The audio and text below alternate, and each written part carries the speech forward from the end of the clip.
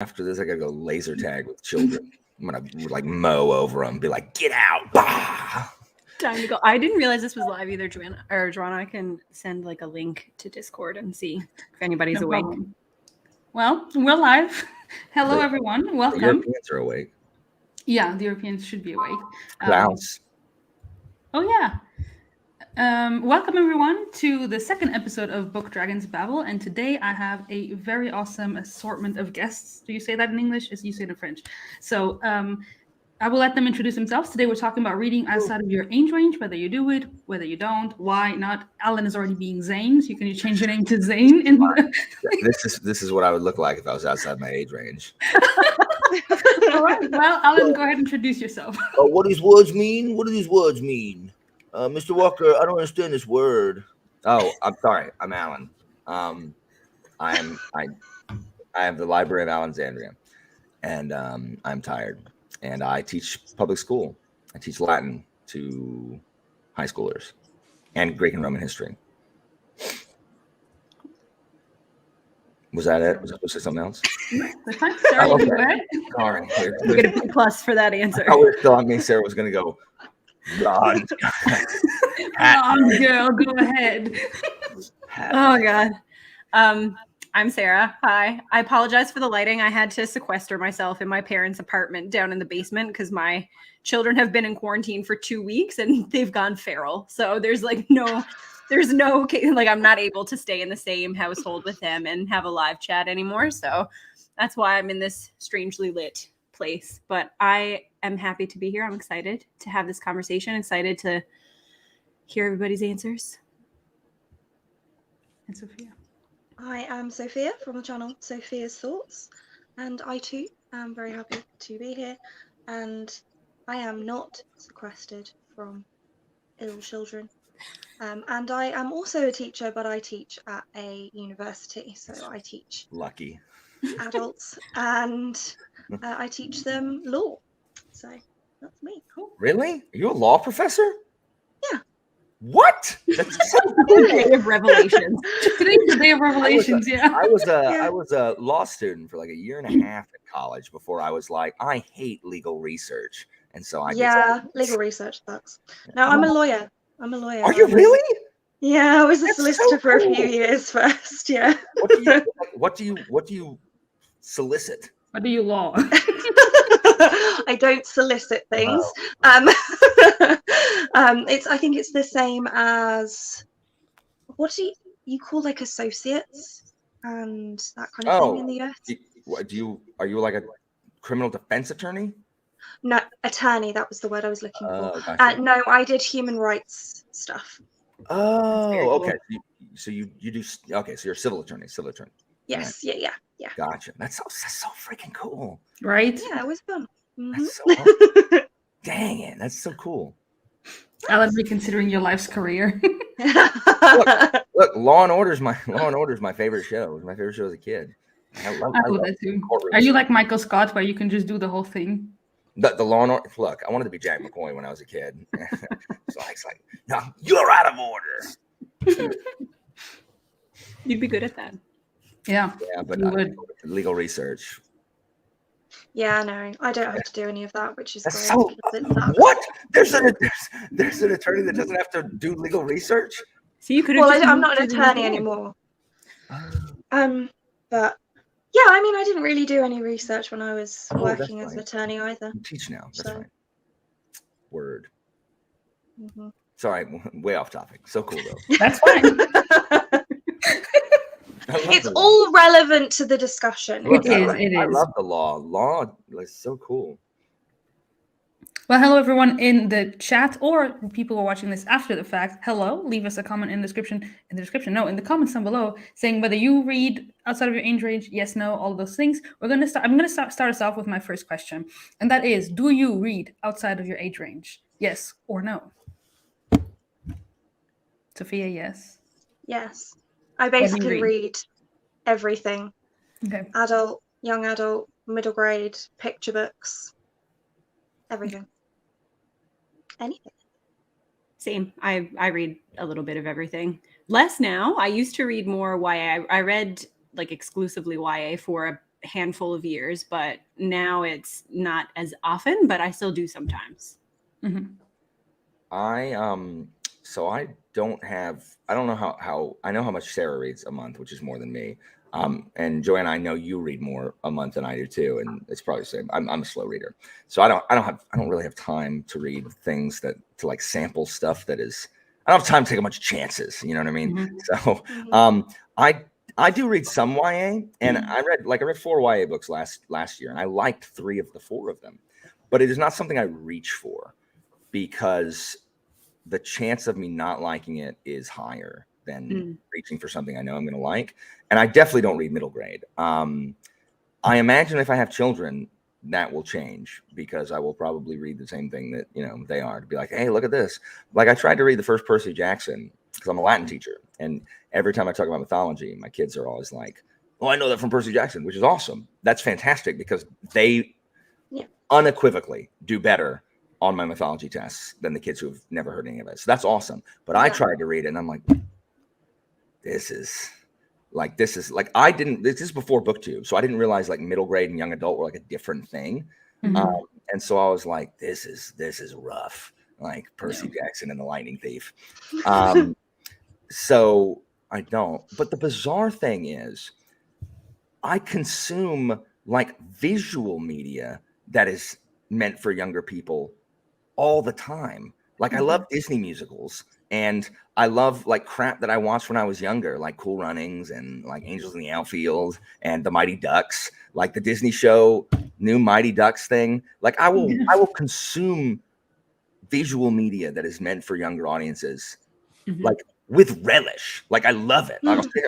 I can't stop singing. We don't talk about Bleeding Bruno, like, but, so I love that stuff. I don't really know why that changes when I read. I think there's a bunch of stuff that's not true. I was going to say, like, I don't watch like teenage drama stuff. That's not true at all. Like, I loved the 2-hour Disney block of Hannah Montana, Sweet Life of Zach and Cody, not On Deck. On Deck sucks. Rivers of Waverly Place and Good Luck, Charlie. Like, my roommate and I, we watched that every day when we got home from work. We're like, oh, it's the Disney block. So I don't really know what the difference is, but there it is. All right. I don't read middle grade either. I do read some YA. So this year I'm reading a bit more YA than usually because I'm trying to catch up with all those series that, that I've never finished. And so I'm trying to finish them out. But I read mostly adult as well lately. But middle grade is very rare. Alas, Sophia, you've been trying to get me to read. I will join this crusade with Sophia if she's been trying to get you to read middle grade. Yeah, she wants me to read, what is it, Keeper of the Lost Cities? There it is. The propaganda. The Lightning Thief is just not super well written. Like, no, it isn't. It was annoying. It is one of his older works, I think. I guess that makes sense. But I'm just like, this isn't great. Yeah. And your mythology is wrong.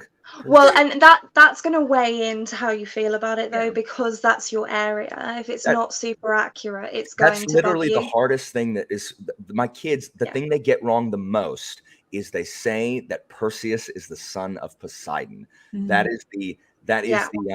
That's the biggest thing that they get wrong. And I'm like, guys, Zeus is the son of Zeus. They're all the son of Zeus. Then the son of Poseidon isn't Perseus. It's one of the other. I imagine you making like a multiple choice test and just like cackling, being like, "Gonna get you again."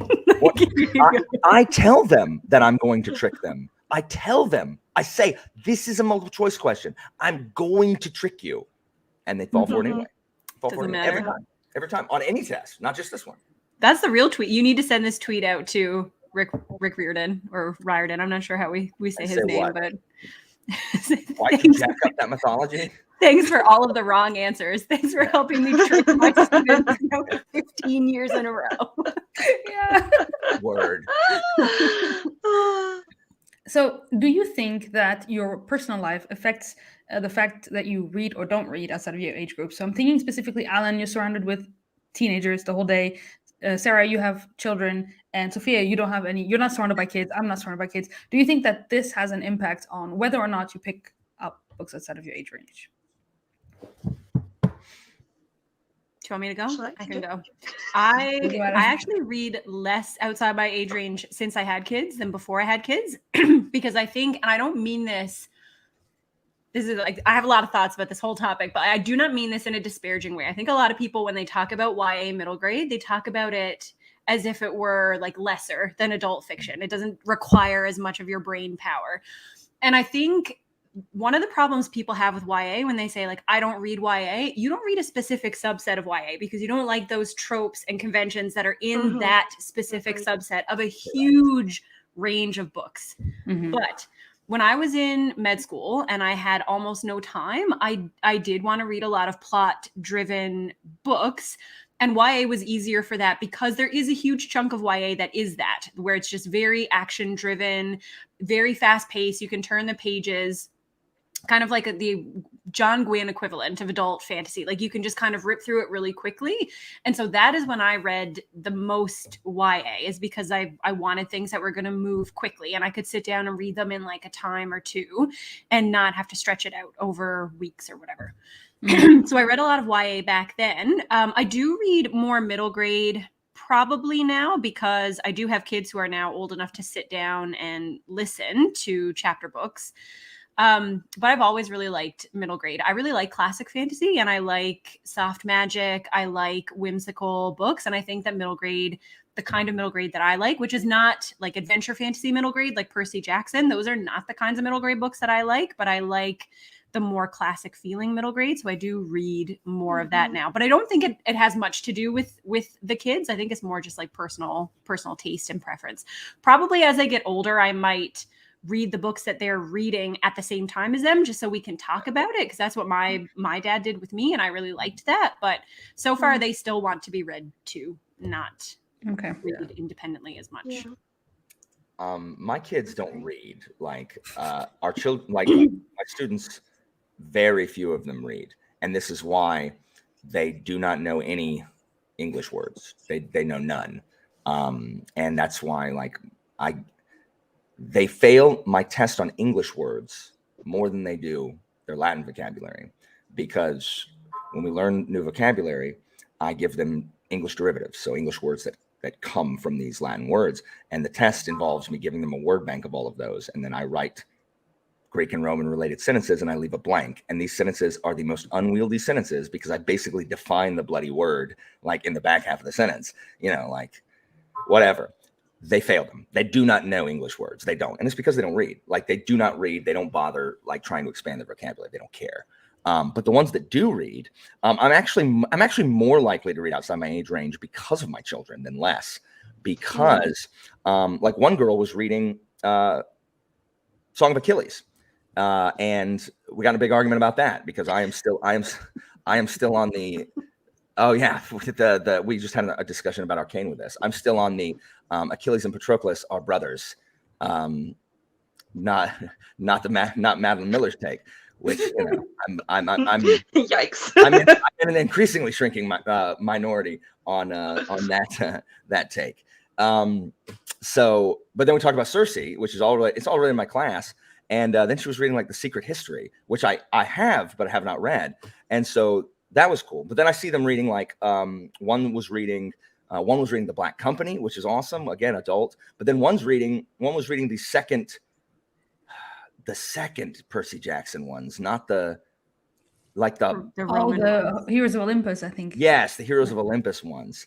And so like they talk about it and it sounds really cool. And every time I'm teaching mythology and they're talking about Percy Jackson, like it sounds really cool. And sometimes they'll ask me, what to read or whatever. And I always try to recommend, when they want like a fantasy thing, I recommend Final Empire. I'm like, read Final Empire, cause that's a good transition. But and then some of them are reading like D&D books, like the old, or I guess the new D&D books or whatever, because that's what I read. Like, and I don't think like the Forgotten Realms books, I guess they're adult, but just barely. Yeah. Like they read younger, even though, you know what I mean? Does that make sense? Like, so I read a ton of those, like when in high school and then into college, I just read a bunch of like the Forgotten Realms Dungeons and Dragons books, and they are like kind of adult, like brand new adult, I guess that new adult category or whatever. But you're right as far as like YA, like in fantasy YA, like fantasy YA tends to, at least all of the ones that I've read tend to they tend to have specific tropes that it's just not my thing. Like a lot of them tend to be heavily romance favored, which I just don't like any book. Mostly, there are exceptions that is just heavily romance favored. Like it's just not why I read. And there tends to be miscommunication in it, or love triangles, all things that I do not enjoy. Not all of them. In fact, the three that I read and liked have those things, but were done in like a way that didn't bother me as much. Or it wasn't like a focus or something else. So like the things you liked must have just I mean, side. I tend to not like younger characters just in general because I'm a decrepit old man at this point. And like I just don't like seeing them make do the same dumb crap that my teenagers do. It's just like I already don't get listened to because I'm the old man who doesn't know anything, like, in my life. Like, can someone just please make an intelligent decision in the book I'm reading instead of what are you doing? Like, what are you doing? No, you can't fix him. Just move. Like, go to someone else. You cannot fix him. Stop. And they're like, oh my gosh, I love him. And I don't want to read that either. So it's just, but I do like knowing what my kids are reading, and it helps me with booktube, because sometimes I'll talk about books that I see like other booktubers reading that I'm not reading. I'm like, hey, what's that about? Like, tell me about this. Tell me about the things. I like to just get excited about. I'm happy that they're reading. So I try not to, like, I insult a lot of what my students like because it's terrible, but I try not to do that with reading. Because I don't want to discourage them. Like, I can insult their music all day. They're not going to stop listening to music because I made fun of them. But they might, never show me what they're reading, and I don't want that. So I try to genuinely be interested in what they're reading. I think is something you see. A lot of people lose their taste for reading in high school because of that. Maybe also that people are like, they lose their taste for reading because the freaking English teachers they don't let them choose anything. They can choose from a list of novels, and I got this. Some of these kids, they're telling me like, hey, so-and-so picked Sense and Sensibility. I said, why? And they're like, well, they said they've seen the movie. I'm like, that child cannot read Sense and Sensibility. Like, that child, I teach that child, they do not know enough English to understand Sense and Sensibility. And they are, they're American kids. They just don't have the reading level to understand Jane Austen. Like, they need to pick something else. But they don't pick it with the intent of reading it. They pick it with the intent of watching the movie and copying the cliff notes. That's why they picked it. Mm-hmm. And at least so they get to pick. Yeah, I mean, in the UK we don't get to pick. Oh, we just get told what we're reading. And that's it. That was me in high school. But the one he's teaching, like, it's dual enrolled with a college, so they get to choose from like a list. But we didn't have that. They said, here, you're reading Great Expectations, and I wept. I wept. I don't care about Magwitch or what's the stupid name, Pip. Awful. In English, I read like very normal books because I was learning it as like a foreign language. So we had very easy books and often a bridged version of English novels. But then in German, we had to read freaking Faust, and it was like why are we reading this? Like, who wants to read Faust at like 17? Yeah. But my kids reading like like Song of Achilles, like they get so excited when I talk about the Iliad. They're like, yes. And then when that's what they've called Alexander the Great's mom. They call her Olympias because that's just who they are as people. And so when those guys, they weep. They're like, the greatest love. He's so sad. I'm like, okay, guys, whatever. Just answer the question. Let's go. But they get really invested. So it's whatever, they're super invested. They make headcanon for every single pair of ancient Greek or Roman friends they have shipped. Every single one of them. They make for them. They write fan fiction for them. They write songs devoted to their love. All of them. If you were friends in the ancient world, you're being shipped. But the kids get super invested. So it's like, okay, guys, whatever, let's go.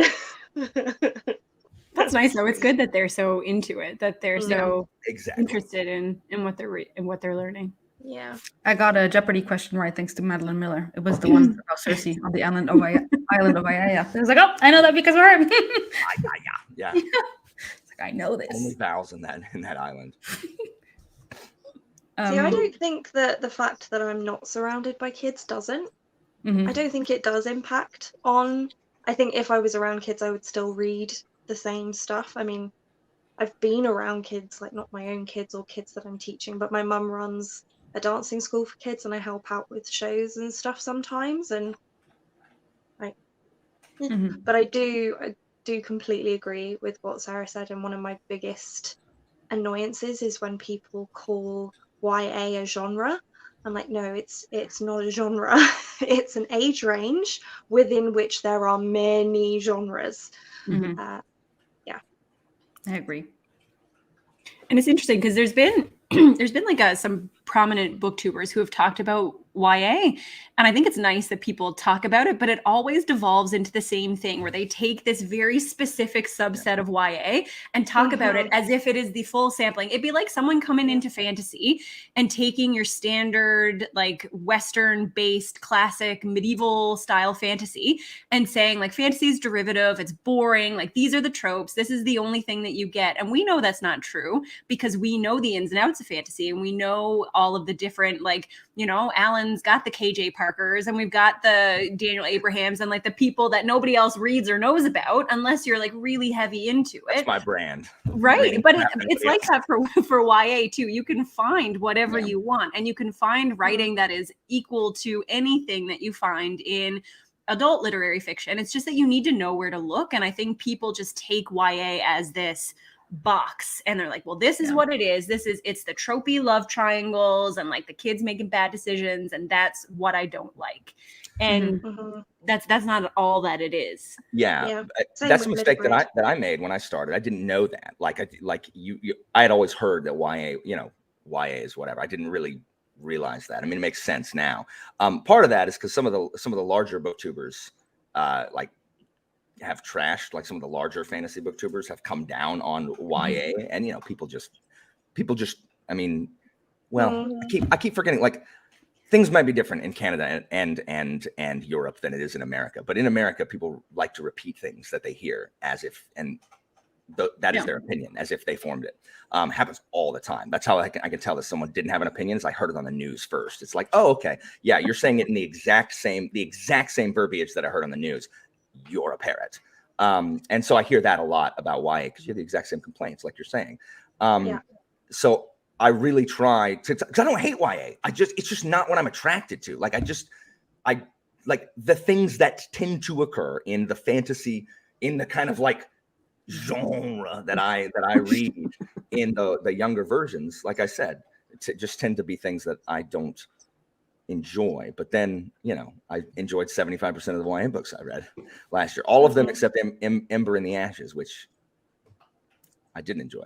But I liked the other three. Like, what are they? I read Fireborn, The Diabolic, which the first half of the freaking Diabolic was like 5 stars. It was so freaking good. And then I read another one. I don't know, but I liked it too. Maybe Flamefall. Yeah, Flamefall was the other Fireborn one.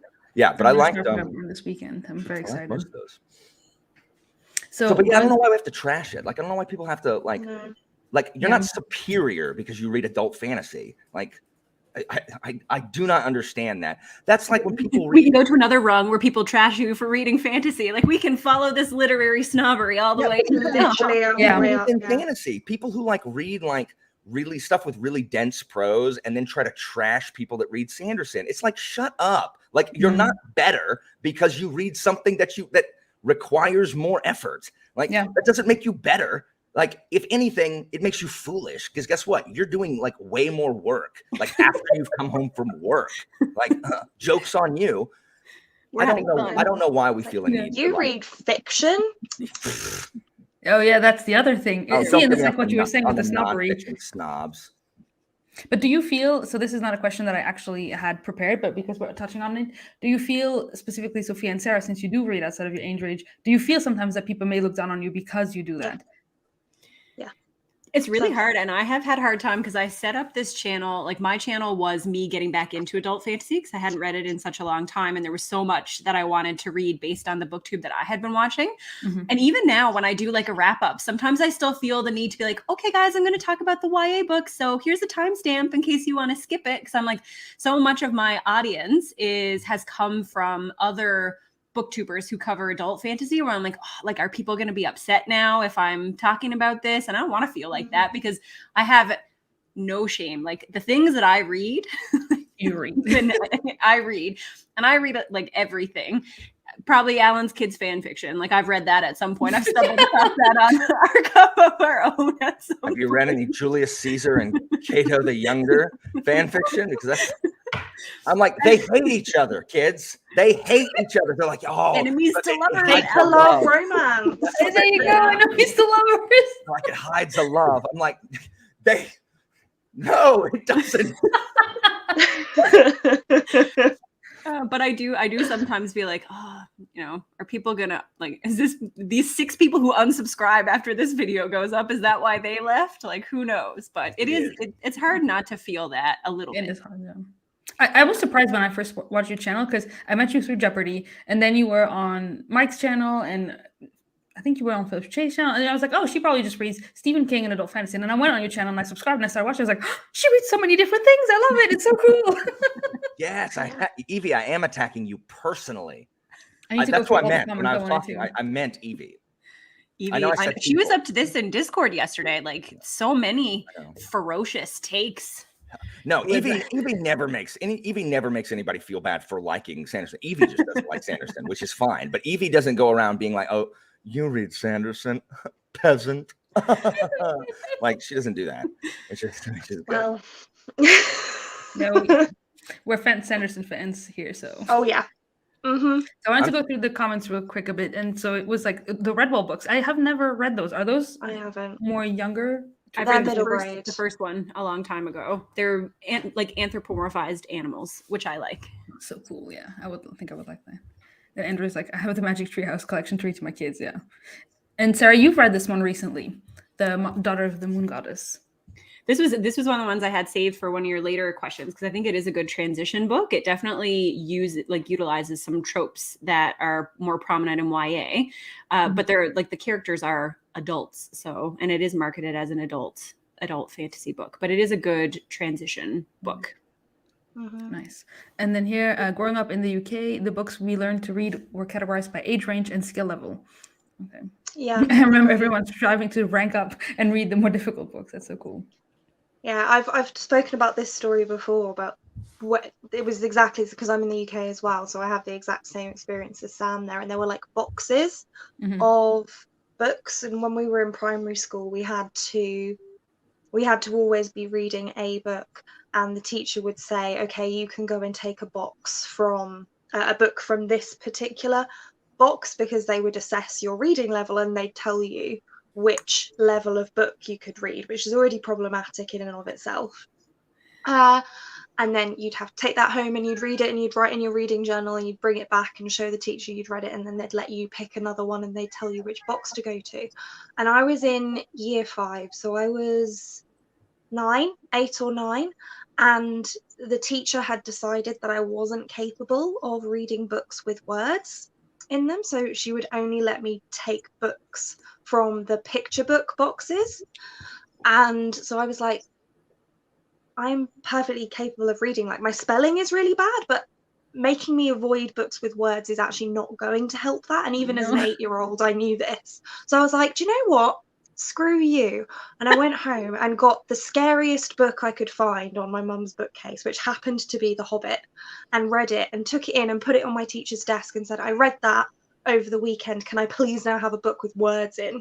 And she just didn't know what to do with that. Like, that's the best. An 8-year-old comes up to you and says that. Like, what do you do? Were you 6 feet at 8? No, she was already 5'7". Like, listen here, lady. We had something like that when I went to private school for until 3rd grade, and we had something similar, but they didn't like. We were allowed to pick from different boxes. Like they didn't force us to. They would be like, "Hey, you should check out this box." Because we like you were saying, we were supposed to be reading all the time, which was freaking awesome. What happened? Yeah. What happened?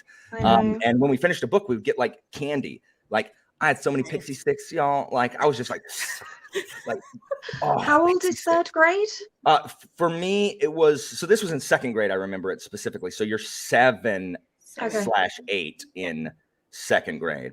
But they had boxes based on kind of like reading level type thing. And they would encourage you. They'd be like, "Hey, why don't you try this book?" And you could take it and be like, "I don't like this book," or "This book's too hard," or "This book's too easy." Like if you finished it like that, they'd be like, "Oh, you should try from this box." So we had something similar, but they certainly didn't say, "Well, you know nothing. Can't. You will read this book that has only pictures, no words." Stay out of that box. Exactly. Yeah. Ours was called the Do Accelerated not Reader. pick word books. That's Unacceptable. Ours was called the Accelerated Reader Program. So there were levels, but you had to do a quiz at the end of every one, and you had to get a certain number on the quiz to go up to the next color of book. And it was the same thing. Like it's just it such a strange system, because like for like rabidly competitive people like me, I was like, this is amazing, like this is the best thing. And my youngest sister is quite an anxious person, and she hated it. She was like, this is like, am I going to do well, am I not gonna, like, am I going to fail this quiz, and then am I going to have to go down a level, and like all of these spiraling thoughts. So it works really well for some kids and not for others, but it's not like the best model of like educational inclusivity, I guess. But we were allowed to, it was like merit based, I guess. If you did well enough at a certain level, then you could level up to the next box. Like it wasn't your teacher wasn't the barrier. The accelerated reader quiz was the barrier.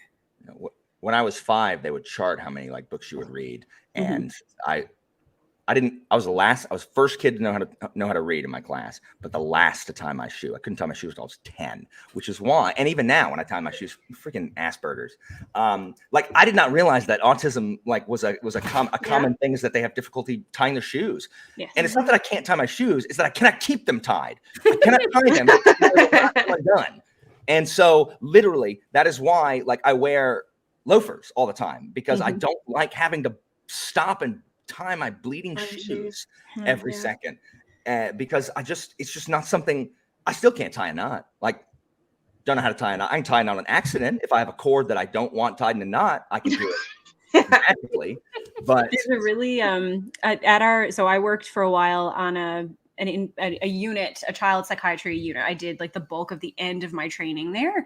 And as part of their team, they have an occupational therapist. And at first you kind of wonder, like, because she's got a lot of like really like unique and out there ideas, and coming in as someone who has been like so evidence-based and science-based for so long, you're like, oh, like how well is this going to work? And when she starts working with the kids who are on the autism spectrum, it's amazing. Like the things with balance. So like we had one kid who hated going to the park and would like tantrum if he had to go to the playground. It's because he couldn't stay on the swing, because his sense of internal balance was so askew, and kids would make fun of him, and he didn't feel like he could interact with his peers. And she did like a bunch of balance work with him. So it's really cool. I know this is totally off topic, but like I started a new workout thing on my app, and it wants me to do these like, it's like Russian twists or whatever. And you're supposed to you sit on the floor and you lift your feet up a little bit, and you're supposed to twist.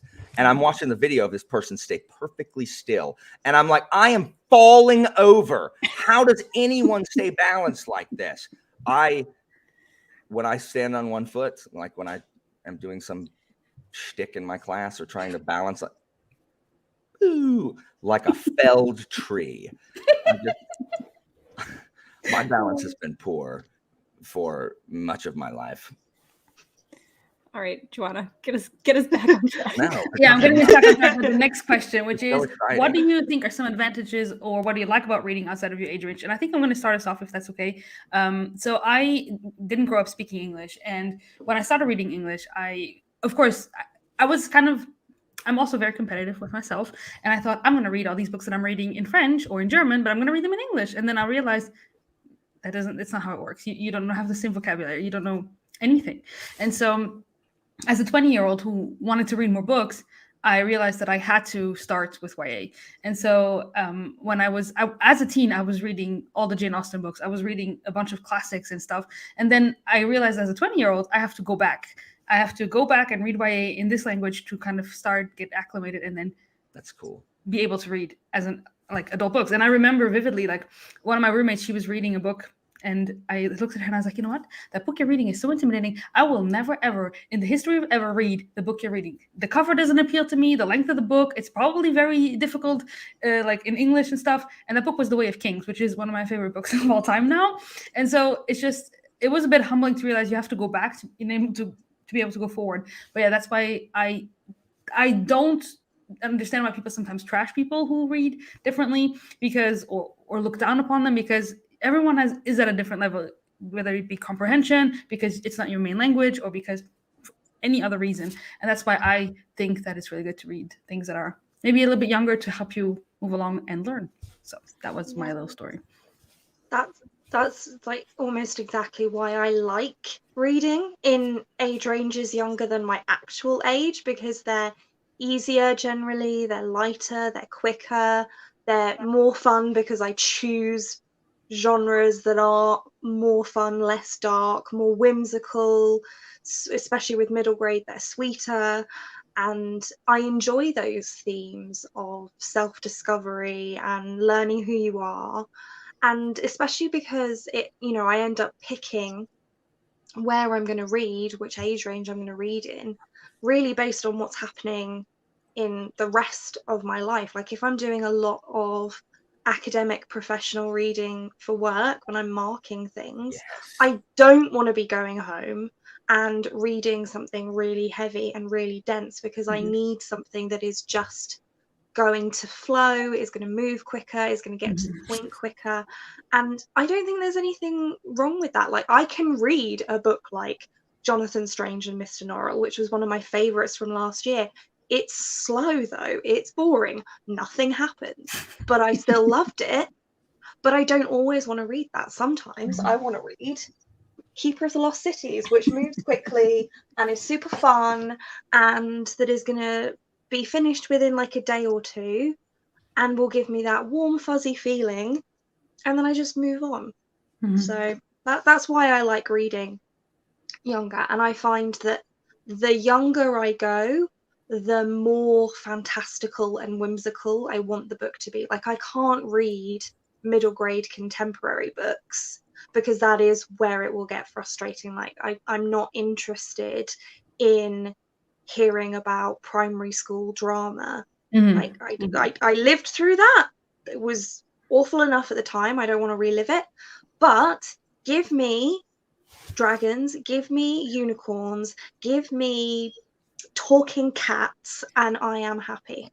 My life is a contemporary young adult novel. One of the things I do love about teaching high school over university level is, for teenagers, everything's a crisis. Yeah, everything is a new plot twist. Like there's nothing that they handle even keeled. Nothing. It is all like, oh my gosh, I can't. They are all very prone to hyperbole, which pleases me. I am of the belief that like more knowledge is better. So it's the same reason that I don't really DNF books. Is you can learn a lot about the taste that your personal tastes by reading things that are outside of that. And so I primarily don't read YA and middle grade. Also, like I said, because I don't have time. Like I don't have enough time to read a bunch of stuff. So like if I could read like 10 books a month, I would probably read a YA or middle grade every month. But I don't have time. So I mean that cuts it down. I guess I know what I'm going to put on your wheel now. I never put things on the patron wheel, but now Me too. now I'm going to know what to do. You can and the thing is, if I hate it, I won't put it on there. But I have no problem. Are you kidding? If a middle grade or a YA book popped up, you know how fast I can read those. Totally. Glory be and the saints be praised. I'm so tired of long books. But right now, I'm this close to just switching to nothing but YA because some of them are short, at least. Yeah. But like, there's nothing wrong with reading something that may not be your thing and knowing more, like being more aware of, hey, this is what's going on in this sphere of fantasy. I like knowledge for the sake of knowledge. And we've lost that in the education system for sure. You're only supposed to learn things that are going to have practical use to you, not realizing that a wide knowledge base is of practical use to you, but you can't translate that immediately into money signs. So, you know, whatever. So I like knowing more. And that is why that is what I think the advantages are of reading outside your age range. If you're younger and you're reading above your age range, you're like stretching yourself, like you are challenging yourself. Because I know, you know, like I learned a bunch of words from reading books that I didn't understand. I was reading Pratchett, like Discworld in high school, and I didn't know, you know, because he also uses a lot of, you know, English terms and obscure words, UK terms, and I'm like, what? Like I don't understand. I don't understand this. I read one this last year on BookTube where he made some obscure British reference to like something, and I'm just like, I don't know what that means. Like I'm the most British person I know, Terry Pratchett, and I don't know what that means. And so I had to look it up, and so now I know more. I guarantee I'm more British than you. I'm gonna prove it right here. You're gonna tell me that there aren't workhouses on every corner in England with smokestacks just belching smoke, and orphans with papers saying hello gov. How many about times only in a Victorian novel? What about your knowledge of slang, Alan? Your phrase that no one else seems to know the meaning of. 10 guineas to a bent hat pin. And Abby and Sam tried to tell me it's not a real thing. And then we Googled it and totally found that it's a real thing because it's British. 10 guineas to a bent hat pin. Yeah, I don't think anybody really uses that anymore. Everyone does, though. Everyone uses it. Everyone says hello, gov. Abby told me she's never heard anybody say hello, gov. That's not true. Like that's not true. Well, not outside of a period drama. No, that is how people greet each other. In Sophia, I thought you were British. She doesn't go outside though, Ellen. She's always this is true. This is true. My wife literally doesn't want me to go visit London, which I very much. She's like, Helen, you're gonna be so disappointed. It's not gonna look anything like what you want it to look like. It's really not. No. As far as I know, everyone is dressed in top hats and suits. I wish that would be fun. Yeah, and you know, orphans running around everywhere, being plucky. You know, that's what England. I like this comment from Sam that says that there's more inclusivity and representation in YA and maybe even middle grade than in adult fantasy. So I agree. That's accurate. That's accurate. Definitely. It is, but I think the reason why it's accurate is also a problem in and of itself, because what tends to happen is that generally younger, generally female authors will write a book and then their publisher will say, well, this is going to sell better if it's YA, so let's just make all your characters younger, let's add in a little bit of teenage drama, and then we'll be able to sell it. And so I think that because of who is being pushed into writing in that age range, you are ending up with this inclusivity, whereas we're keeping the more traditional authors doing the adult fantasy stuff, and then it erodes a little bit of what could be happening in adult fantasy that is happening in YA, I think. It's just I agree. Publishing, shoehorning, kind of. Yeah. It is nice that all the representation is there. I just finished reading Strange Worlds Travel Agency with my daughter, which is a middle grade book where basically you have a different world inside a suitcase. So this travel agency has all these suitcases. You open up the suitcase and step inside and you go into a different world. And there's like bunches of different ones. And they go in, mystery ensues. But one of the characters is non-binary and it's just a secondary character. It's kind of not anyone who's incredibly important to the story, but the pronouns were they and their. It was the first time my daughter had ever heard that. She was like, Mom, is not proper English. Like, why did they say that? And I was like, no, this is why. And so then we had a conversation about what it meant and why it was there. And she got super excited then whenever that character showed back up. She was like, it's this character, Mom. And I was like, yeah, it is. And she was like, that's really cool. So it's interesting how conversations where you're not really sure sometimes like how they organically are going to come up in real life or how you're going to discuss them with your kids. Books are really good vehicles for those kinds of conversations. And so it's nice to see in middle grade that they're expanding that a little bit more. So that was a really fun parenting moment that happened last week. That is awesome. Sarah, did you want to still answer this question or? Yeah, I can.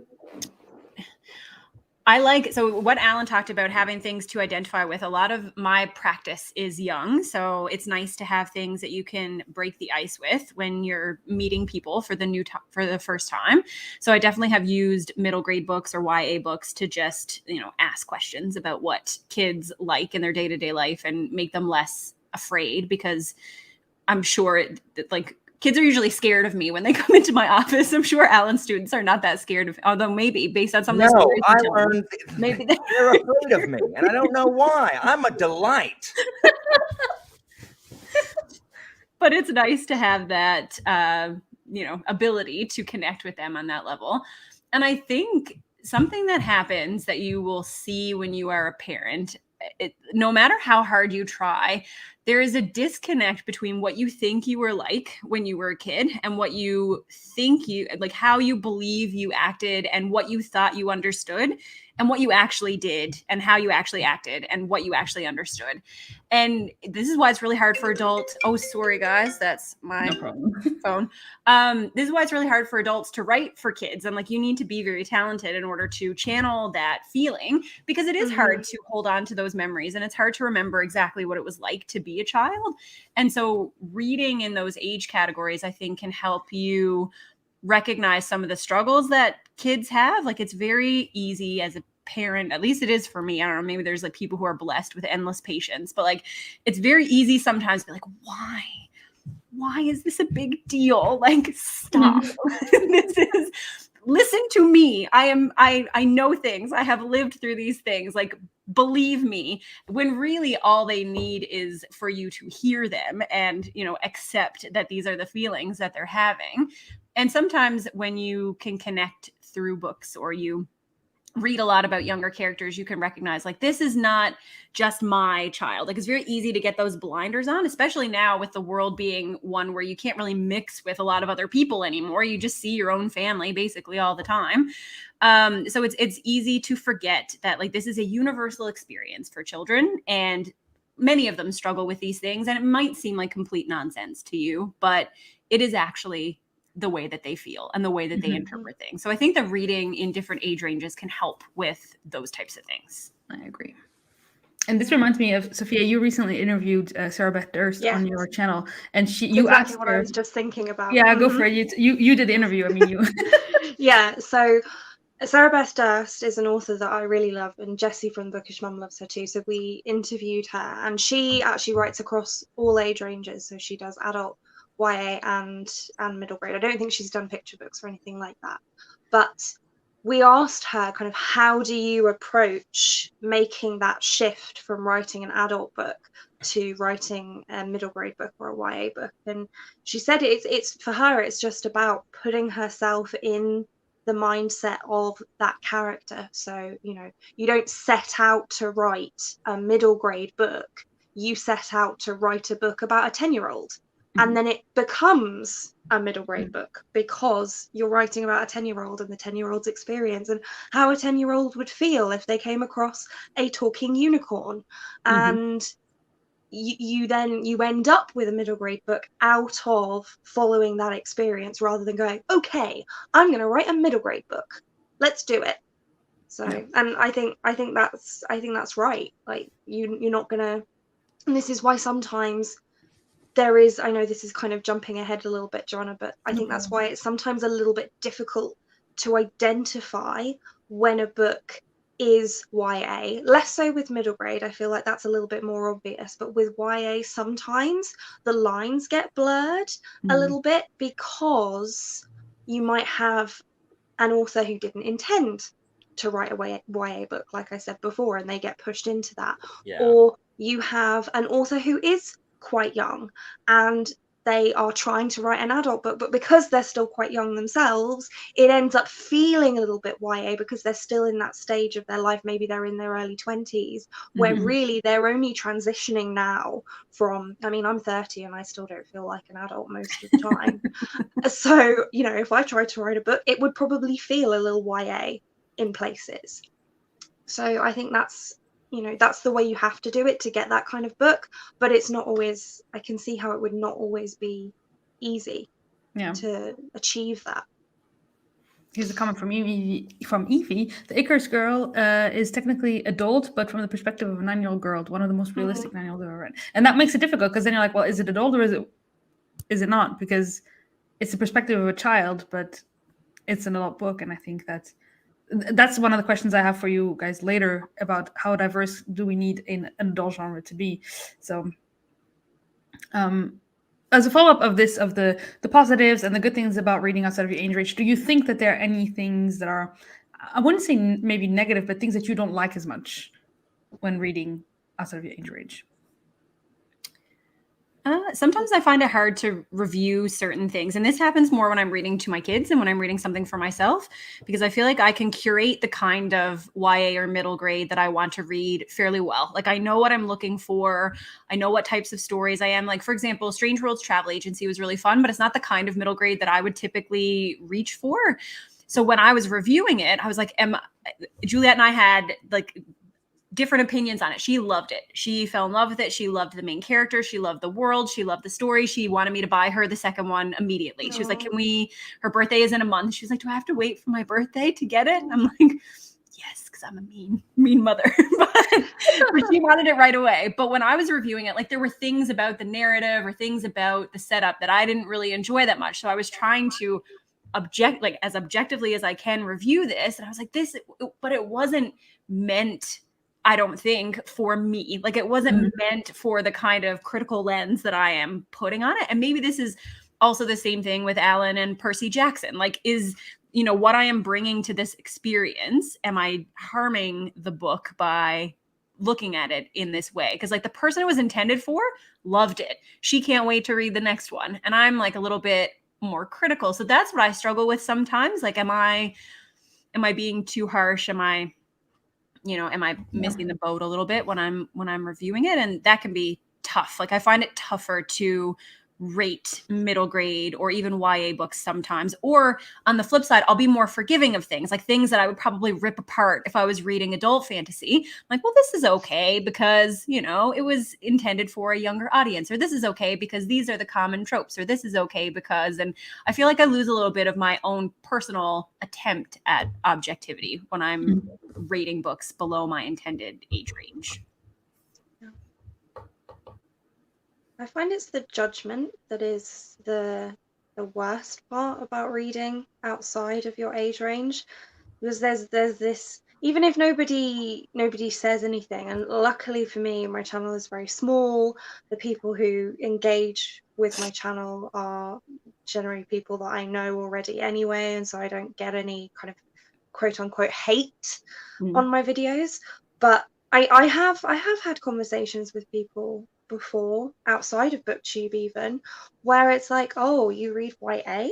Well, that can't be any good. It's this presumption that because it's not intended for adults, it's not good literature, as we were discussing before, and you can take that as far as you want to take it. So I think I'm comfortable reading whatever, and I don't really care if anybody doesn't like what I've said. And because I'm not in Sarah's position, I don't have children that I'm reading to or anything, so I can just curate what I'm reading based on what I think I'm going to like. So I don't have that experience, but it is the kind of the judgment, or the fear of judgment, I suppose, that is the worst part. But luckily I don't really care anymore. I've kind of got past that point in my life where I care what people think. Hooray, 30s. To adulthood is when you stop caring, because like Alan said, when you're a teenager, you care about everything. I try to tell them, I'm like, guys, what y'all are up in arms about what another teenager thinks of y'all. Teenagers are fools, so you should not care. Like, you should not care what fools think of you. So who cares? Like, trust me, just do what I ask you to do.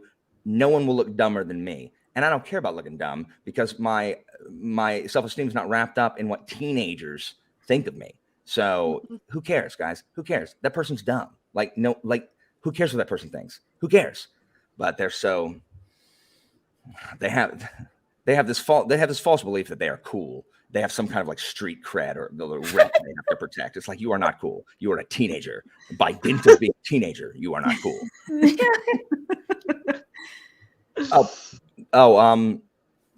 I mean, I don't like. I struggle with the way the younger it gets, the way it is written generally. Like, the mythology is bad in Percy Jackson. That's fine, but that's just me being like, I'm a Latin teacher. That's wrong. You know, that's the guy who picks apart the book or the movie because it's not like the book.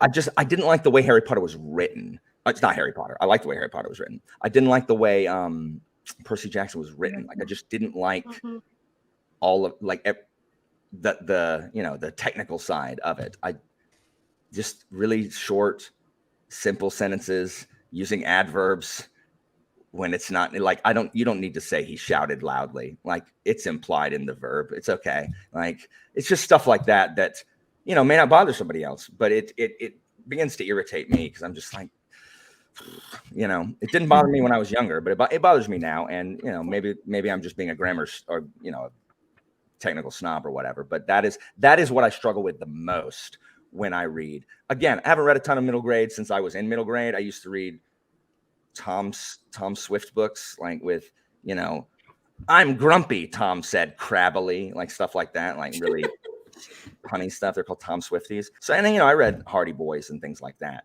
but not in my adult life. I haven't read a ton of middle grade in my adult life. YA is slightly easier. YA, I really just struggle with what younger books, like YA books, tend to be about, as I said.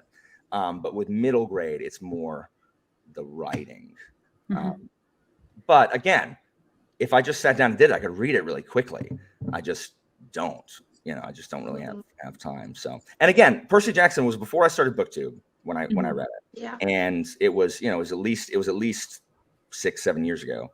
So I could probably actually sit down and bust out Lightning Thief probably in like an afternoon, like now, with as much as I read now, and as I read faster than I did, before BookTube, just by dint of doing it 100 times. So, and like Sophia said, that was his first book. Yeah. And I would say that the first Percy Jackson series is at the younger spectrum of middle grade. Like, Gotcha. It reads very young. Yeah, I wonder if I picked up the first Heroes of Olympus book, if that would be, if that would be. Are they connected? Has anybody read the series? Are they related to each other? I think they are. If it's the second, I think, because there's the first 5 Percy Jackson, and then I think the next group of Percy Jacksons are, I think they're still Percy and his friends. Actually, on the topic of reading outside your age range, so my dad also reads everything, and I'm in his house right now. He reads middle grade, YA, whatever. He's almost 70, so and that probably does come from the fact of having 3 daughters and reading the same things that they were reading. Yeah. But I'm pretty sure he has those books in on a shelf, so I should go and check before we hang up, Alan. I'll check and see if they're still Percy. Hatchet? Did anyone read Hatchet? Hatchet was required reading for us. It was a school book. It's about Canada. Oh, there you go. Yeah, I think Kayla from Books and Lala. Oh, here we go. Michael got our back. Michael, does like the first Heroes of Olympus book, does it read like different than Lightning Thief? I know most of the plot of the first Percy Jackson, just in general. Like, every time I talk about the Fates and the Graiai, they're like, oh, the one eye that's in the taxi cab. I'm like, yeah. I'm like, I know. Like, I didn't know that until y'all told me, but every class tells me about the Graiai, because Hercules combines the Fates and the Graiai. The Fates have eyes. Like, they don't have just the one eye. That's a different thing. But I do love the Fates. It's their way of connecting with you. It's sweet. Yeah. That too, in their Hercules movie. Yeah. Yeah, they share the eye. They share the eye in Disney's Hercules. What's the matter with these feathers? That's my favorite. We just watched this last technically night. better written. Now, I want to talk about bad mythology. That movie has worse mythology than the Percy Jackson books. Oh my gosh. Yeah, but it's fun though. Yeah. Hera as a loving mother. She makes Hercules go insane, so he murders his wife and child. Like, spoilers. oh, sorry, I'm joking. 3,000-year-old myth. There's a street date on those. I am actually recently I've been getting into Greek mythology a lot more. I've always liked it, but never I don't have the knowledge, and definitely not your knowledge, but I've been interested in good retellings, things that will actually, be interesting and also somewhat accurate. So I've been kind of looking out for some recommendations. So if you have some, Alan. You need the Walker retelling. After spring break, I spend a week on the heroes of Greek mythology, and it's just I just go all the way through them, and it's my kids' favorite thing. One, they're not doing Latin. Two, the freaking Greek heroes, Theseus and Hercules and Perseus, some of the weirdest crap happens in those. And they are so bloody. Like Hercules has one method of conflict resolution, and it is killing you with his club. That is his only method of conflict resolution. But to be fair, people keep saying that they make a deal with him, and then he does the thing that they tell him to. And he comes back and they're like, oh, yeah, I'm not going to pay you for that. And then he murders them. Like that is how he does. And then Theseus sleeps with literally everyone he comes across. He has like 8 mistresses. He keeps abandoning them for different wives. And my kids are like, what is wrong with this? This dude's a giga Chad. I'm like, oh my God, what is your problem? Alan, have you ever watched Jean Bookish Thoughts on YouTube? No. You should. She's doing a PhD in classics. I can't remember exactly what her PhD is on, but she reads a lot of that kind of stuff. She made a book, no? She wrote Flames of Albion. Yeah, she's self-published a book called Flames of Albion, which is, I don't think that's based on classics. I think it's fantasy, but she has. She's published a Greek mythology book for kids. Yeah. It's illustrated, and it's, it gives all the detail of all of the classic mythological characters. Yeah, I was on her channel recently because of this desire, and she has the recommendations, and I was like, oh man, I'll check that out because nice. Where's the start with ancient Greek literature? There you go. Start with what's her channel name? Jean Bookish Thoughts. Yeah, right. Also, she's Scottish, so that's fun. That is fun. A PhD in classics. There's someone that is gonna teach. Like, I think she wants to be a writer, but yeah. Good for her. Like, I wish more people majored in the classics. In 10 years of teaching, I've had one child go on to major in the classics, and I'm so proud of her. Like, she got like $350,000 in scholarships. It was ridiculous. Wow. No one ever majored in the classics because of, the societal thing of that is not going to equal dollar signs. So you should not do that, despite the fact that you're incredibly interested in it, because people should only study what's going to make them money. No one should ever study to learn anything or do something that they're interested in. Everyone should be miserable in their job. See, if I'd followed what I wanted to study as a kid, I would have studied like Egyptian mythology, because that was my thing as a kid. I was like obsessed with it. That's cool. Doesn't Riordan have a Egypt one too? I haven't read that one though, because I was too scared that it would like ruin it for me. Like, he's hogging that market. I need to jump in there and like write some other kind of mythology before he janks it. Like, I mean, his most recent. Take another one. His most recent I read, because I did that Goodreads reading challenge. So it was Daughter of the Deep, and it's basically based on 20,000 Leagues Under the Sea. Nice. Yeah, so it's an ancient history classics playlist. I'm looking at him right now. Yeah. You found a new favorite YouTuber. There you go. Good. Yeah, I reckon you'll like that stuff. Next question I have for you is, do you think we need a more diverse adult genre? And I don't mean necessarily diverse in the voices and representation, because I think that's always a yes, and we've already talked about that. But I mean because the adult genre basically starts when you're 18 until you die. And so you're not the same person. Sorry, here I come again with my death talk. But you're not the same person at 18 than you are at 30 or at however old you are when you die, hopefully at like 100 if you're still in good health. So do you think that we need something that targets those different walks of life that you're in and different times of your life? Can I start? Yeah, sure. So I think no, because I think that as you grow up and as you become an adult, you gain a greater sense of self. And so you're better able to identify what it is that you want to read within a vaster age range. So I think that adults can do that by themselves. What I think we do need is we need a teen section and a YA section to make it easier for teenagers to find content that is appropriate, because a 13-year-old could go to the YA section and buy a copy of ACOTAR, and for some 13-year-olds that would be fine, but for other 13-year-olds that would be potentially even disturbing. So I think it would be better to have a wider range of age ranges within the younger bracket, whereas adults, that we can figure that out for ourselves for the most part, I think. So that's where I fall on that one. I'm old, I read what I want. Yeah, exactly. Exactly. And I feel like when you're younger, you're less likely to DNF something because you feel like, well, I'm not doing what I should be doing if I don't finish this book. Whereas I'm still learning on this, but as an adult, I'm much better able now to recognize this is not working for me. Let me move on from this than I would have been when I was 14.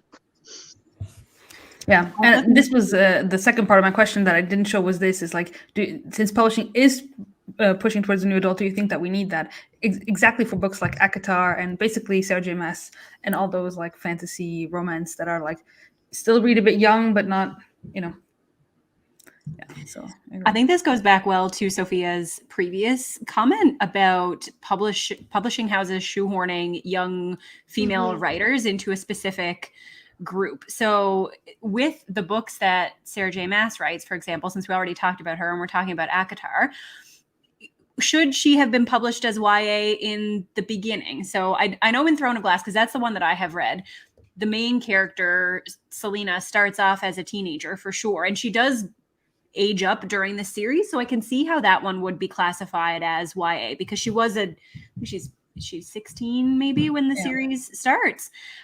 And you are a teenager at 16, but for her series that came after, I'm pretty sure in ACOTAR the main characters are adult age. Like they're young adults, but they're not children anymore. Like they're supporting themselves. I only made it 3 chapters in. So. I would not have classified ACOTAR as young adult. Like there's some adult stuff in ACOTAR. Yeah. Like when I see like my 9th graders reading ACOTAR, I'm like, yeah, oh, okay. I mean, should you be reading that? And they're like, what's wrong with it? I'm like, okay. You'll see. I'm not your parent, but.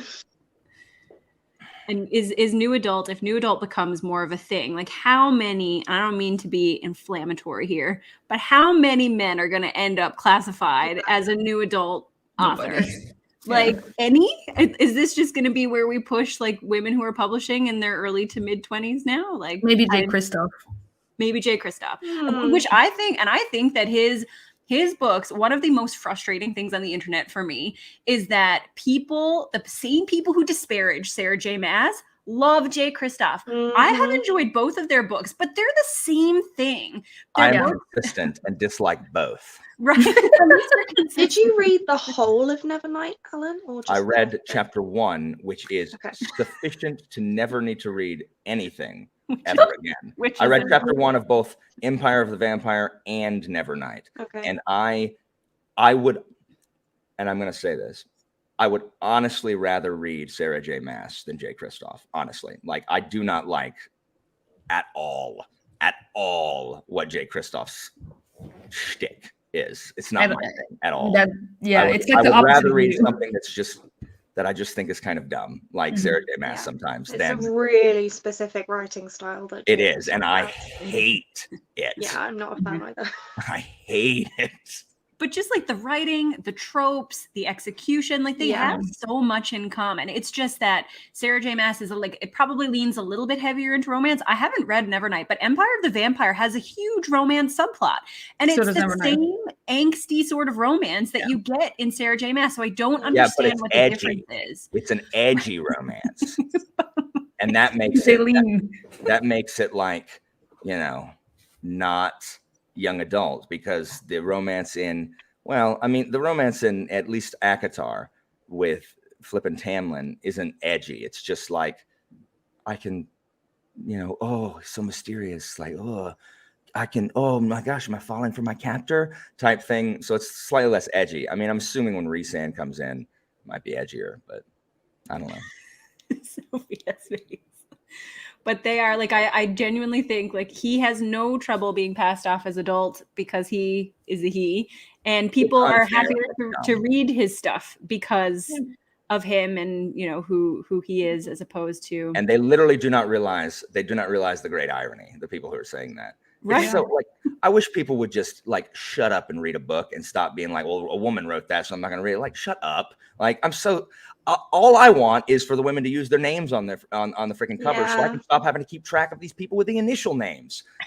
I can't keep them track. I have no problem. If your name is Rebecca Kwong, I'll read a book about the Opium Wars, whether it's written by Rebecca or Ronald Kwong. I don't care. I want to read about the freaking Opium Wars.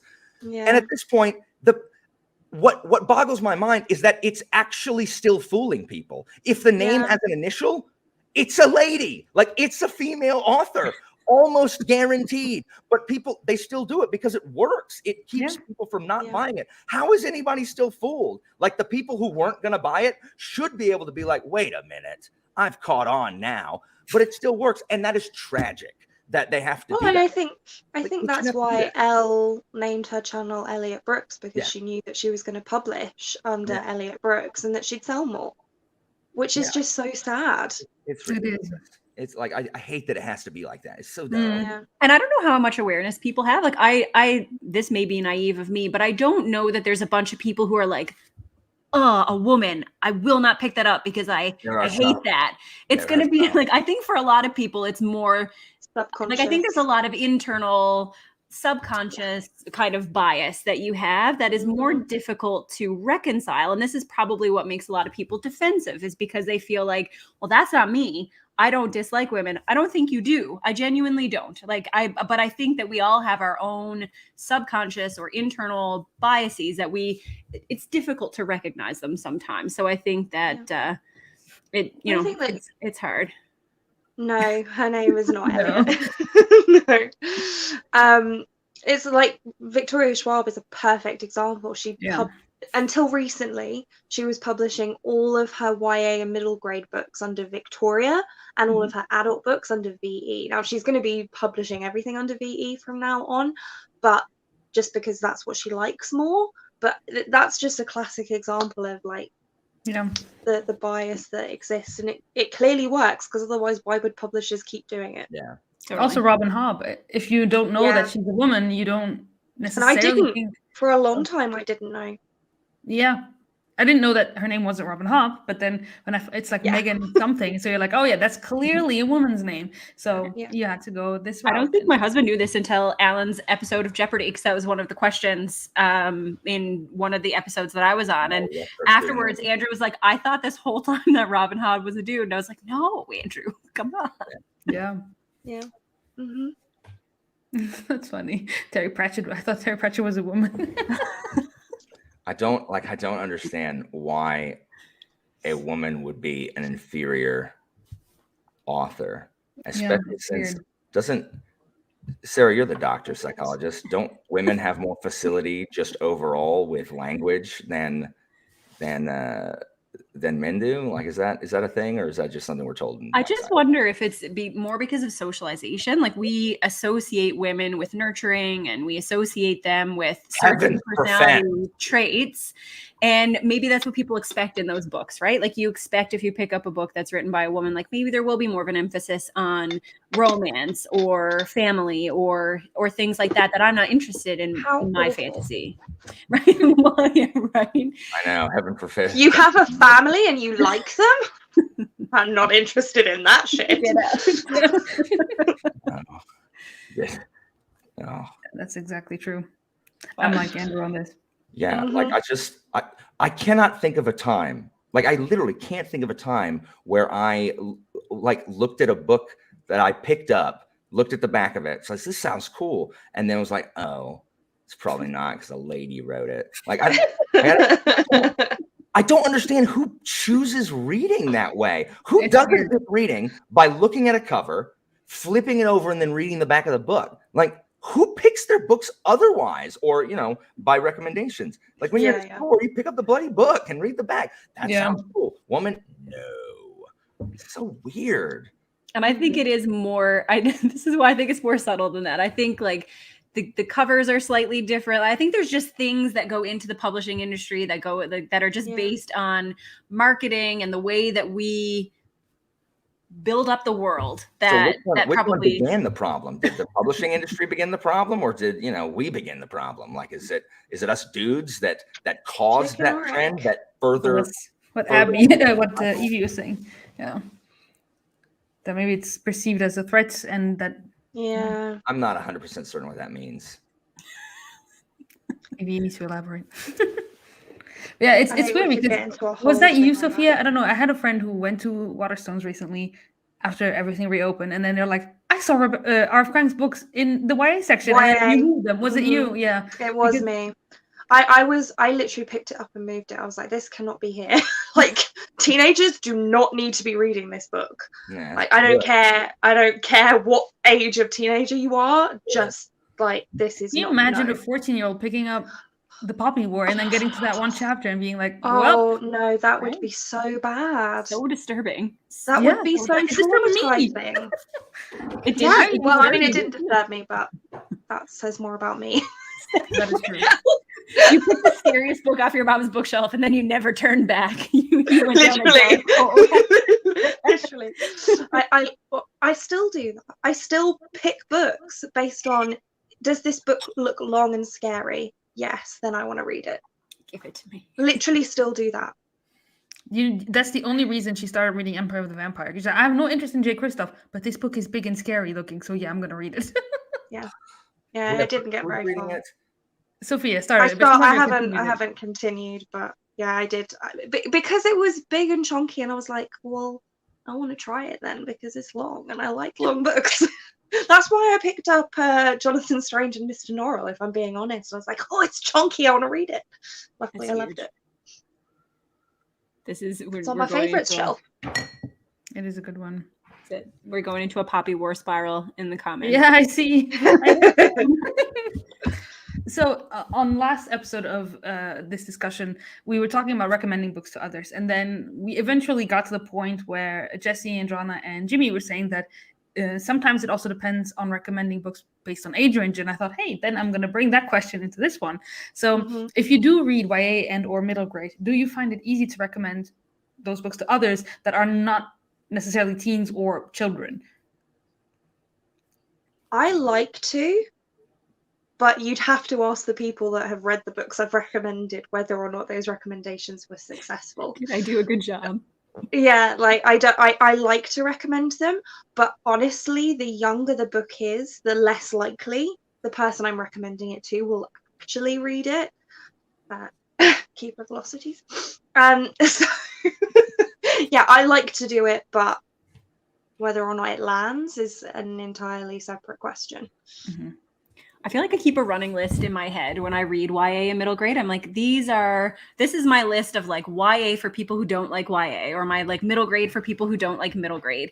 And I think it just comes from if I read a book in one of those categories and they have either a writing style or plot convention or tropes that I associate with more classic fantasy, then I feel like I can recommend them to the people who watch my channel, because most of the people who watch my channel like classic fantasy.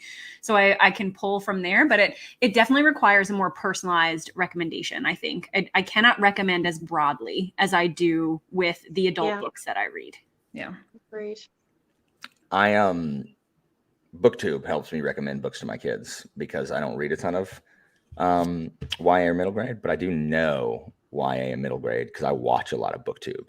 Mhm. So so that helps me keep informed, because I mean, I teach mostly, they're 15, 16, 17 range. So I tend to, when they ask me for a recommendation, like I'll ask them what they like. And if they don't like fantasy, well, I'm like, well, and I'll try to I'll ask them what they like. And if they like contemporary romance, I'll start tossing out some stuff. What is that? Radio silence? Alice Oseman. Radio silence. All right. Well, I'm gonna add that to the list of Contemporary YA. Very, very good. There you It's go. very British. Actually good, but- yeah. I really like Yeah. that. So I don't have a ton. I'll just reach in the BookTube recesses. But otherwise, I'll recommend them like easier to read fantasy. Like I said, Final Empire.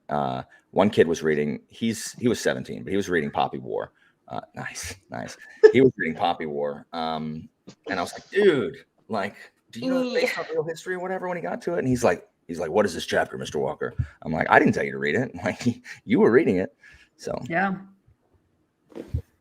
Yeah, I vividly remember when I was in primary school, after the whole Hobbit incident, I got a different teacher, and my mum asked the teacher, well, what should she be reading over the summer break? And that's when I got introduced to his Dark Materials by Philip Pullman, because he told me to read Northern Lights, and I read it and I was like, where are the others, please? So I carried on reading them. So by the time I went back, I was like, that was a good recommendation. I liked those books. I still love those books. Yeah, they hit differently as you get older as well. Mhm. So I read them when I was middle grade, and then I read them again when I was YA, and I've read them again as an adult, and they've just hit differently every single time. Nice. Yeah. Let me see. Someone brought up What do you The want? Girl Who Drank the Moon. I love that book too. Well, yeah, Evie got that as a recommendation. So is Dark Materials a middle grade? Well, as I say, I think it can be read by a middle grade reader. I always compare it a little bit to like when you're watching cartoons. If you watch cartoons as an adult, you will pick up on subtle like sexual references in particular that they're just going to go way over the top of the head of an 8-9-year-old. They're just not even going to notice it, but you as an adult will notice it and will get something different out of that cartoon as a result of that. And I feel like his Dark Materials are the same, because there are a lot of very deeply religious conversations, and it's well known that Philip Pullman is very critical of organized religion in general. But as a 10-year-old, I didn't notice any of that.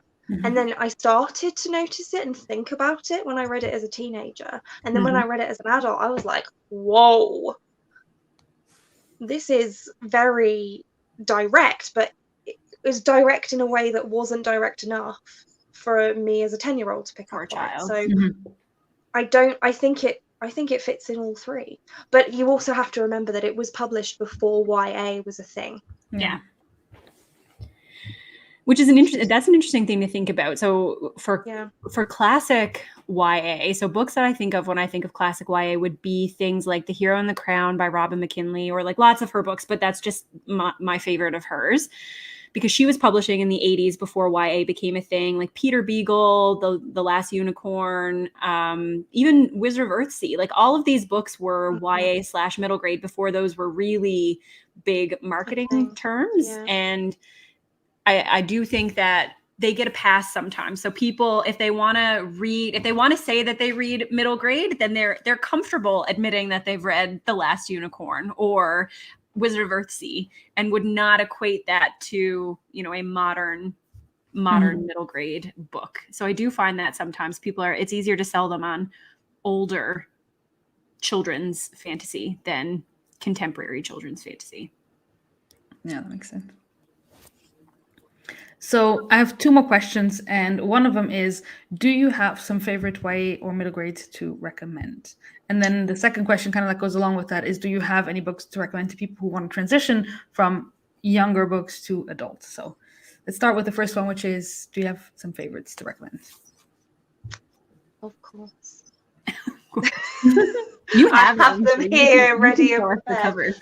So middle grade wise, I've already mentioned Keeper of the Lost Cities. Highly recommend that one. And the other one I've picked out is the Cassidy Blake series by Victoria V.E. Schwab, first book being City of Ghosts. So that one's a fun paranormal urban fantasy type story. And then for YA, classic Hunger Games, of course. If you want Really cool cover. contemporary. Yeah, it's really pretty, right? Extra shiny. For contemporary, I recommend anything by Alice Oseman. If you want something that bridges between middle grade and YA, then You Knew Sanderson Had to Be Here, Skyward. And then for slightly older YA sci-fi, Sound of Stars by Alicia Dow, which has some really good representation in it as well because it's newer. Nice. So, yeah, those are the ones that I picked out. Cool. Do you want to go, Alan? Oh yeah, my answer to both of those is no. I don't have one. So I am not. This is not my area of expertise. So I don't really have. I mean, I have, like I said, I have the fantasy, like adult fantasy, that reads slightly easier for people who want to, like my students who want to transition. But otherwise, you know, like I can always recommend the Forgotten Realms D&D books, which you know read really young. For like my nephews are reading. Well, sorry, my one nephew is reading. He just finished the Dragonlance Chronicles, and he's 12, which is about the time that I read them. Oh yeah, Fireborn. Sorry, you're right. Thank you, Fireborn. Though I don't know. Like, would you enjoy Fireborn if you didn't know anything about the Russian Revolution? Like, I think I enjoy Fireborn because I'm older. Like, I don't think I would have enjoyed it as much as a youth because I didn't understand the historical significance of the things that are happening. So maybe Fireborn, but I can't really judge it from a youth's perspective. Like, part of what I like so much about Fireborn is the like stuff about the real world history, politics stuff that I like. So maybe that's one that you could recommend to adults. Yeah, that is a young adult that I would recommend to adults who don't like YA or whatever. Yeah.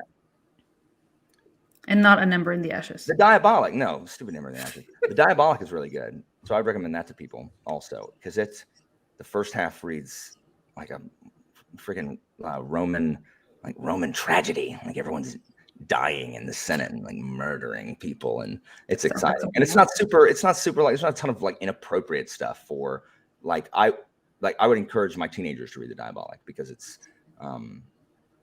good, you know. Mm-hmm. So yeah, I guess I did have a couple, but that's it. And you mentioned The Final Empire earlier, that you recommend that one sometimes. Final Empire is great. It's a good transition. Good transition. Yeah, agreed. I find this hard because I would recommend, like I said, different books to people who are in that age range versus out. So my middle grade that I would recommend to kids who are in that age range, I love Wonder by R.J. Palacio. Is that their name? The Absolutely True Diary of a Part-Time Indian by Sherman Alexie. I think that's a really good book to learn more about like cultural segregation within the US and how people from different backgrounds interact with each other and how that can impact your life. And it's good for kids who love books because the main character of the book loves books. And so it's good for kind of that lonely kid who loves to read. And my favorite middle grade book from when I was younger is Stargirl by Jerry Spinelli. I like his books in general, but I think it's just a good, like if you read it now, and especially if you read it as an adult, it's kind of like the beginning of the manic pixie dream girl trope in general. So it's one of those earlier manifestations, but I really like it. I think that it does have a lot of heart and it explores good themes. So for kids who are actually kids, like those are books that I'm excited for my kids to read when they are a little bit older and they go up into the middle grade area. Books that I think fantasy lovers would like from those categories. The Girl Who Drank the Moon is beautiful. I love it. If you like classic fantasy, soft magic, found family, like all of those, like for people who liked The House in the Cerulean Sea, for example, like if you like that, then I can't imagine you wouldn't like The Girl Who Drank the Moon. It's just beautiful. I really, really love it. Robin McKinley is a YA author. I mean, her books probably would be classified as YA now, that I really love. The Hero and the Crown is one of my favorite books by her.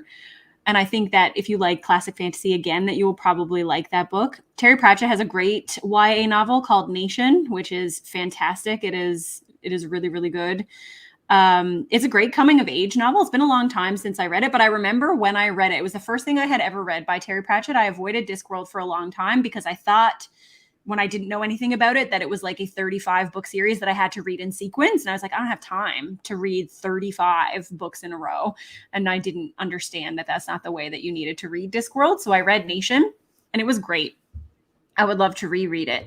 And I think that if you like Terry Pratchett, then maybe that's one that you could give a try, Alan. You might like that one. I don't know. Nation, yeah, I haven't read it yet.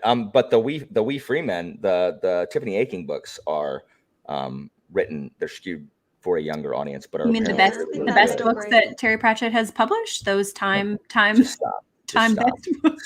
Man has written like 50 something books, and the only book on there is Wee Freeman. Get out of here with that. Like, get out of here with that. It's just nonsense. Like, it's nonsense. Stop. I'm infuriated. Get out. Andrew was right. I think that for transition books, Michael J. Sullivan's books are good. If you like fantasy, like they're very simple setup. The writing style is very accessible, very common fantasy tropes. If you haven't read a lot of adult fantasy, it might not seem as familiar to you, which is good. We already talked about Sarah J. Maas and Jay Kristoff, both of whom I think have a lot of crossover appeal from YA into adult. Trying to think of like contemporary fiction that would fill that. Frederick Bachman's probably a good transition author. Like if you like contemporary YA fiction and you want to go more into adult fiction, his writing's really accessible. It's very quirky, which you find a lot in YA. It's got good representation, which you find a lot in YA. So he's probably a good contemporary author if you want to make the transition over from YA into more adult fiction. I didn't know that about Michael J. Sullivan. I'm actually very excited to start his books. So, yeah. I think he started, I think they're so accessible. This might not be true. I think I heard it on someone else's channel, but I think maybe his child has dyslexia or something. And so he wrote his books purposefully accessibly. They were purposefully accessible. Like they're not complex in terms of style, but I think that was intentional because he wanted a book that maybe he could read with his child or that his child could read. I should look these things up before I talk like I know, like I know things. You reached for something, Sophia. Yeah, so transitional books, and I was just picking up on the contemporary style. The Wayfarers series by Becky Chambers. It has that contemporary feel, and it has those themes of learning to fit in and finding your place when you're somewhere new, but it also has those little tiny touches of sci-fi elements. So I think this one's a really good, I love it anyway, but I think it's a really good transition book. And also one of my favorite series of all time is the Chronicles of Ixia by Maria V. Schneider, book one being Poison Study. And this one's good to transition because I feel like the writing is still straightforward but leveled up very slightly. The character is on the younger side, but the themes are still on the more adult side of things. So I feel like this is one of the, and it was published like what, 2005. It's very ahead of its time in terms of a lot of the themes that are in it. Yeah. But it is that kind of crossover that it could be YA or it could be adults. I think it fits really well for both. And then if you want an adult that feels like a middle grade, I feel like The House in the Cerulean Sea, exactly as Sarah said, perfect example of that. Also, that is And a really then- nice copy of that book. Yeah, it is. I think Wow. it's the Illumicrate. I think. Very pretty. Yeah, Illumicrate. And then also basically just anything by Sarah Beth Durst, regardless of which age range you want to read in. I think that she's fantastic. This is a good crossover because, again, you've got a younger character who is basically going to a magic school. So she's learning to fit in, she's struggling with not being the best, but wanting to work really hard. But also, some of the content is more on the adult side, the writing is more on the adult side. So it's a really good crossover, I think. And then a lot of her middle grade books are fantastic for middle grade readers. Like The Girl Who Could Not Dream was one of my favorite books last year. That was fantastic by her. And also I just read this month, and it's here, Even and Odd by her, which is her most recent Is middle that a grade. unicorn? It is a unicorn. Oh, I'm gonna have to get that And from Juliet. it's a unicorn and it's portal fantasy, so a little bit. It is really good fun. It's really I'm good actually fun. putting this into Goodreads right now because I do have to start buying birthday gifts soon. So I'm gonna There you go. I will mark Yeah. that. Yeah, I've read a few of her middle grades and I've really liked them. Cool. But they're not the kind of middle grades that I would recommend to someone who is just starting in Mhm. middle grade. I would only recommend them to people who either are children or who already read within that age range and enjoy it. They're fantastic for that. But if you want to transition in the other direction, you want to transition from reading adult books as an adult into reading middle grade books, that's where I end up recommending something more like Keeper of the Lost Cities, because they're longer, they're more complex. I feel like this is a little bit like the Stormlight Archive, but for children. Okay. Because there are all those Easter eggs and things to figure out and find. And of course, as an adult reader, it's easier to figure it out. But yeah. Yeah. Also, Great. Alan, I don't know if you saw Colton's comment that apparently Patrick Rothfuss thinks The Wee Free Men is the best Discworld book too. I don't care what Rothfuss thinks. Does this make you more or less? Oh no, you've already read the Name of the Wind. I don't care what he thinks. He's wrong. It's not the best one. I mean, it's good. It's Pratchett, but it's not the best. It's objectively wrong. I'll stand on that. I need to read these now. Yeah. Alan, to finish us off on our discussion, could you please do your Zane impersonation one more time? Just because I think it's Yeah, if you see me wearing a hat on a live stream, it's because I haven't showered, so my hair is like bedhead gross. So maybe it might lend itself to being Zane. that. But you have to do the description with the hot topic and the chain. But I don't like Zane because he's that stereotypical like 90s, you know, where everyone like in the 90s they try to make everything edgy, so everything has a tude, and he's got like a, you know, spiked wristband and his Hot Topic My Chemical Romance t-shirt and a wallet chain attached to his bus pass because mom won't take him to the mall. That's what it was. Vin, you don't understand. No one understands you, Vin. I understand you. Come with me. They're just using you as a tool. Which at this, no one has ever even suggested that, Zane. Like, Vin, why are you even listening to this man? Oh, you're damaged like I am, Vin. Come with me and we'll, you know, don't you love the feeling of killing? Shut up, Zane. That's what ruins that book from being a masterpiece, is that character. It doesn't belong. Like, it's so tonally dissonant with the rest of the book. I hate Zane. Yeah, I know. I just need to tell this again. I think you did this the first time on my channel because we talked about the Well of Ascension together, and since then I've seen you do this so many times. Like, yes, I love. People keep talking about Well of Ascension. What? People keep mentioning Well of Ascension, and Yeah. it's so good, and then I don't like that part. But the problem is that it's my favorite, even with Zane. So Imagine had he not been in there, the heights that it could have reached. Have you read Hero of Ages? I did, and Yeah, it was a victim of everyone telling me how awesome it was going to be, and I was like, no, it was awesome. It would have been more awesome if everyone hadn't kept telling me how awesome it was going to be. So Yeah. I was a victim of overhype for it. I thought it was great, but Yeah. I was expecting more than I got. I got exactly what fit and was awesome, but I thought it was going to be even more awesome because of how everyone had told me. And I was like, no, that's about right. I kept waiting, like, this is on par. Oh, that's no, I mean, that's cool. But I was expecting, like, there was no way it was going to meet what everyone was going to tell me. So, and I think Well of Ascension had the reverse, as everyone told me it was going to be bad. And so I never understand why people don't like the Well of Ascension. I have no idea. Or don't like it as much. I don't like it. I apologize.